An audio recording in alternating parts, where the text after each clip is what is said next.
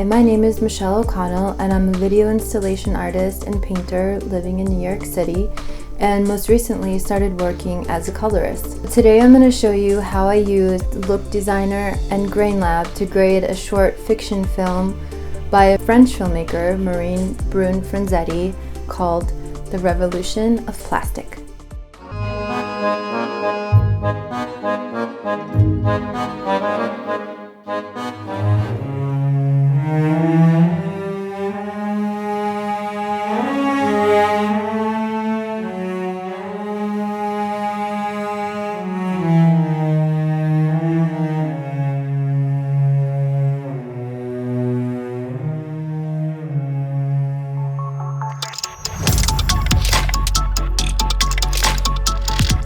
Okay, so now we're in DaVinci Resolve and I've made two new nodes here. I've saved my Grain and my Look Designer nodes from the project here and have two new nodes to start to show you how I used Grainlab and Look Designer to create the look of this film.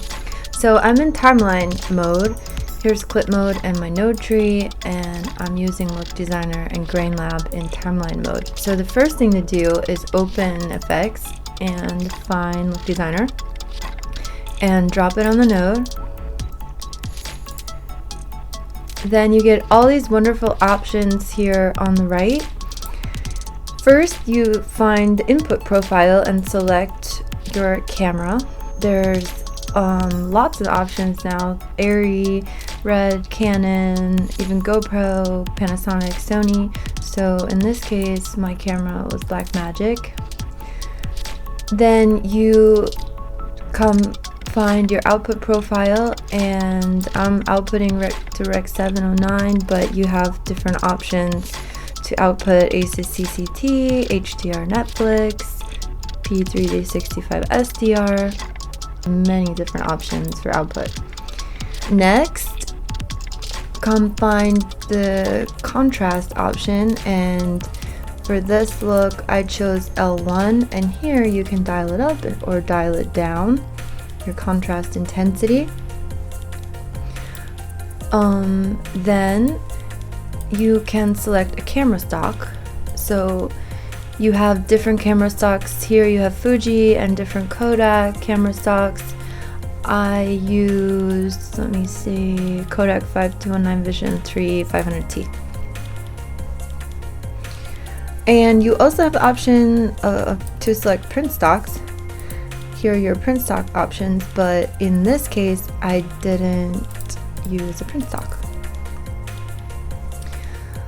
So then if you scroll up, you have all your adjustments for printer lights, subtractive color, lift, gamma, gain, temperature, and saturation. I'm not going to use saturation at all, but you can adjust your saturation. If you want to bypass, you can check this box, and I'll close that. Two things here I really love. I really love this temperature dial. So I feel like this has a little bit more finesse than the temperature here, and especially when you're creating a look, you can really get a beautiful cold look or a beautiful warm look. It gives a little bit extra with white balancing quality, I feel. So I think mine was around 200. And also subtractive color. So being an artist, this makes a lot of sense to me. It's like paint. You put all the colors together and you get black. Whereas with printer lights RGB, you put all the colors together, you get white. So this gives you many options, and you can adjust the CMY individually and the red, green, and blue individually, of course, or kind of adjust them together so you can fine-tune your look.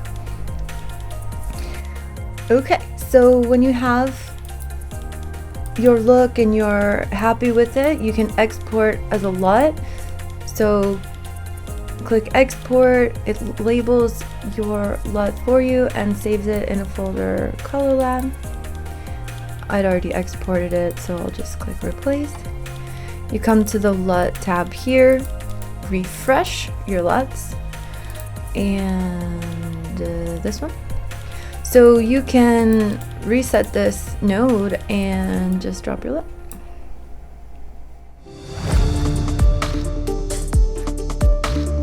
Then Grainlab, find Grainlab in your FX here by Look Designer, and it opens Grainlab.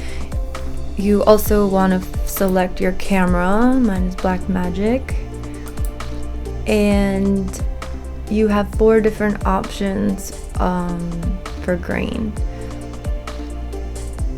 So you have the 16 and 35, 400T and 200T. So let me just zoom in a little bit so you can see how the grain is changing. Lots of grain, and 35 a bit less. So I used 35 200T, and these 3 adjustments here adjust the grain in different ways. So spark intensity adjusts the grain in the highlights. So you can add more, add less. It's the grain specifically and the highlights. Base intensity is the larger particles in the grain. I usually have this down a little bit, and the body, it's the body of the grain. So I think mine was, for this look, around 5. Okay, and you can toggle this on and off to see how your grain is looking, or here, toggle on and off.